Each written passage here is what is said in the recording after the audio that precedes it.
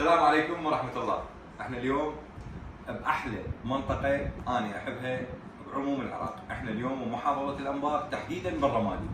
شركة ساعة الغزال الوكيل الرئيسي بالعراق لماركة سمارت هوم.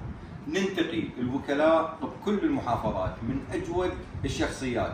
لذلك من انطلقنا بمحافظة الأنبار تحديدا بالرمادي انطلقنا من شركة الثقة، وضعنا بها كل الثقة، والحمد لله قدرنا نتوسع على عموم المحافظة من مبدأ هاي الشركة.